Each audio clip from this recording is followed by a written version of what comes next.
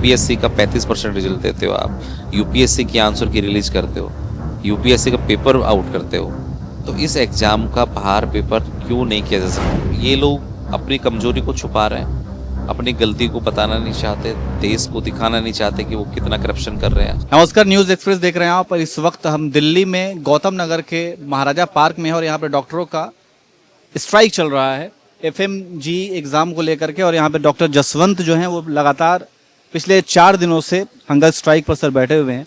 आप लोगों के सर जो मांग है उस मांग को क्या लग रहा है कि अब तक माना नहीं गया या फिर क्या दिक्कत आ रही है? मांगे हमने रखी भी थी, प्रोटेस्ट भी किया था जंतर मंतर पे, फिर हमारे प्रोटेस्ट को ख़त्म करवा दिया ये बोल के कि 2 हफ्ते बाद मतलब कमेटी बनी, उसके बाद में 2 हफ्ते के बाद में नए डिसीजन लिया जाएगा। फिर 2 हफ्ते के बाद मैं खुद भी गया, उन्होंने कमेटी ने बातें घुमा फिरा के बताई, उसके बाद में 24 घंटे का समय लिया। 24 घंटे का समय लेने के बाद उन्होंने 24 घंटे की बजाय 48 घंटे में, वो भी हम ज़बरदस्ती उनसे गए। तो जिस चीज़ के लिए हम पहले गेट पे से हमें ले के जाते थे, एसी रूम में बिठाते थे, चाय पानी पूछते थे, वो 48 घंटे बाद ऐसा क्या हो गया कि उनको ना नीचे वो आ रहे हैं, ना हमसे मिल रहे हैं, ना हमसे बात कर रहे हैं, ना गेट पे मिलने की बात तो छोड़ो, ज़बरदस्ती हमें उनसे मिलना पड़ रहा है। तो ये लोग अपनी कमजोरी को छुपा रहे हैं, अपनी गलती को बताना नहीं चाहते, देश को दिखाना नहीं चाहते कि वो कितना करप्शन कर रहे हैं। हर दिन उस एग्ज़ाम से रिलेटेड तमाम न्यूज़ें चलती रहती हैं, तमाम यही नहीं, एफएमजी ही नहीं, नीट पीजी, एमडीएस, ये सारे डॉक्टर्स से रिलेटेड जितने भी कंडक्ट ऑफ एग्ज़ाम होते हैं वो इस सेम बॉडी कराती है।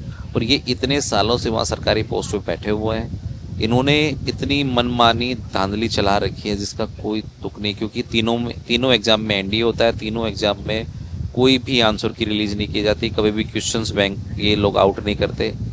तो ये एक दुर्भाग्य की बात है कि डॉक्टर का एग्ज़ाम कराने वाली भ्रष्टाचार कम। हमने यहाँ पे सर बहुतों से बात की तो बहुतों ने ये बताया, जो डॉक्टर जिन्होंने ये एग्ज़ाम दिया, किसी के 149, किसी के 148, और ये लगातार आ रहे हैं। मतलब एक नंबर जो कि 150 पासिंग मार्क होता है 300 में, तो ये मतलब कैसे गड़बड़ी? आखिर आपको क्या लगता है ये कैसे गड़बड़ी आ रही है? सर, ये एग्ज़ाम में पहला ऐसा एग्ज़ाम है जिसकी फ़ीस एक तो 7000 है। दूसरी चीज़, इस एग्ज़ाम पहला एग्ज़ाम है जिसमें पुराने रोल नंबर आपसे मांगे जाते हैं। मुझे ये तुक समझ में नहीं आता कि आप पुराने रोल नंबर इन बच्चों से किस बात के लिए ले रहे हैं। जब आप पुराने रोल नंबर लेंगे तो ओबियसली आपके पास स्कोर है, उसी सेम स्कोर को आप प्रिंट करके बच्चों को दे रहे हैं। ऑलमोस्ट ऐसे 1000 से ज़्यादा बच्चे होंगे जिनका 3 साल, 2 साल, 2.5 साल से सेम स्कोर आ रहा है।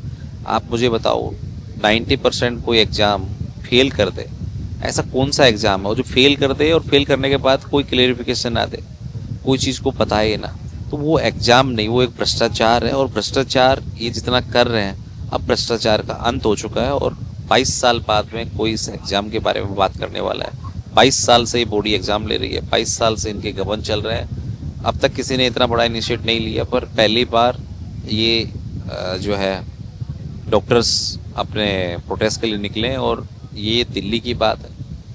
आज अगला हमारी स्टेप है, कल 5 बजे तक अगर ये हमारे डेलीगेशन में से किसी को बुला के बातचीत कर लेते हैं तो वेल एंड गुड। अगर 5 बजे तक ये नहीं बुलाते हैं तो मास हंगर स्ट्राइक इसी प्लेस पे होंगी, उसके बाद पूरे देश में मास हंगर स्ट्राइक स्टार्ट हो जाएगी। चलिए सर, आप तो खैर हंगर स्ट्राइक पे हैं, तो मैं एक सवाल एक आखिरी पूछता हूँ। जैसे नॉर्मली एग्ज़ाम में होता है कि अगर आपका कोई पेपर गड़बड़ होता है तो आप उसे रीचेक करवा सकते हैं या फिर उसे देख सकते हैं या फिर आरटीआई भी लगा सकते हैं कि भैया कहाँ दिक्कत आई है, हमें एक बार दिखा दो ताकि हम अगले टाइम में कोई गलती उस तरीके के ना हो। तो क्या इसमें ऐसा सिस्टम नहीं है? इस एग्ज़ाम में आप ITR नहीं लगा सकते, इस एग्ज़ाम में कभी भी आप कोई क्वेश्चंस नहीं पूछे जा सकते, इस एग्ज़ाम में कभी आंसर की नहीं की जाती। ये पहला ऐसा एग्ज़ाम है जिसको बिल्कुल एनडीए के अकॉर्डिंग इन्होंने क्लोज किया हुआ है कि उन्हीं की सरकार है, उन्हीं का साम्राज्य, जो मर्जी जैसा रिजल्ट देंगे वो उनका साम्राज्य के हिसाब से। तो इस एग्ज़ाम में ऐसी क्या प्रॉब्लम है? जब यूपीएससी का 35% रिजल्ट देते हो आप, यूपीएससी की आंसर की रिलीज करते हो, यूपीएससी का पेपर आउट करते हो, तो इस एग्ज़ाम का बाहर पेपर क्यों नहीं किया जा सकता है? जब आप टेक्नोलॉजी बदल रहे हो, सिस्टम बदल रहे हो, हर बार एग्ज़ाम का पैटर्न बदल रहे हो, तो आपको इस एग्ज़ाम की आंसर की प्लस इन बच्चों को जो है सवाल पूछने का हक देना चाहिए कि मैं फेल हो गया, आई एक्सेप्ट इट, पर मुझे मेरा आंसर की, मुझे मेरा जो है क्वेश्चन पेपर जांच करने का मौका मिलना चाहिए ताकि मैं सेटिस्फाई कर पाऊँ कि मैं अपनी गलती से फेल हो गया, ना कि बोर्ड ने फेल कर दिया है।